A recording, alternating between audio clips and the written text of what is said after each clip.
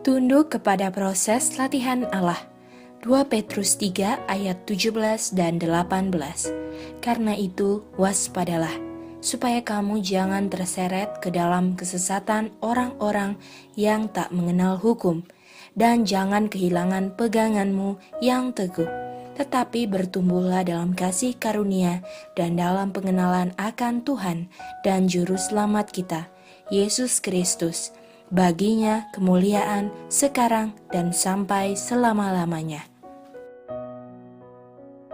Ada beberapa orang rindu menjadi pemimpin yang berkuasa, dan dia perlu penyucian akan kepatuhan. Allah memberikan kesempatan bagi mereka dan mungkin menempatkan di hadapan mereka tugas-tugas yang mereka tidak dapat tolak. Jika mereka rela dipimpin olehnya, Dia akan memberikan kepada mereka rahmat dan kekuatan untuk menjalankan tugas tersebut di dalam suatu roh kepatuhan dan suka menolong. Mereka layak untuk mengisi tempat-tempat di mana kesanggupan-kesanggupan mereka yang telah didisiplin akan membuat mereka menjadi pelayan terbesar. Beberapa orang Allah latih dengan memberikan kepada mereka kekecewaan dan kegagalan yang nyata. Dia bermaksud supaya mereka belajar dari guru kesukaran. Dia mengilhami mereka dengan suatu tekad yang bulat untuk menjadikan semua kegagalan yang nyata sebagai bukti suatu sukses. Seringkali pria dan wanita berdoa dan menangis oleh karena kebingungan dan tantangan yang mereka hadapi.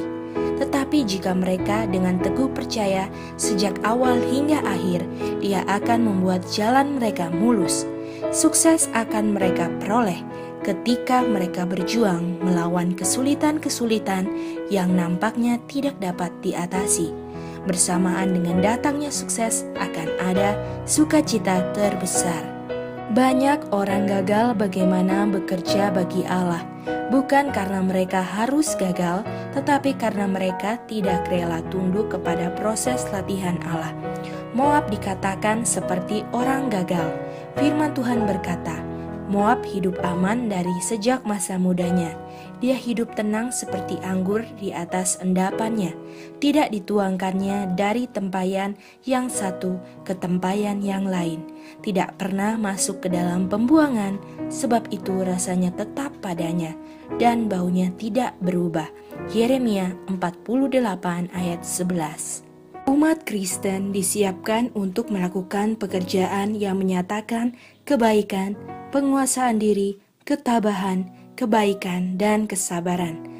Perkembangan pemberian-pemberian yang berharga ini terjadi dalam disiplin kehidupan orang Kristen, sehingga ketika dipanggil oleh guru untuk melayani, mereka siap untuk melatih kekuatan-kekuatan dan pikiran untuk menolong dan menjadi berkat bagi mereka yang memerlukan keselamatan. Manuskrip Releases Volume 8 halaman 423 dan 424.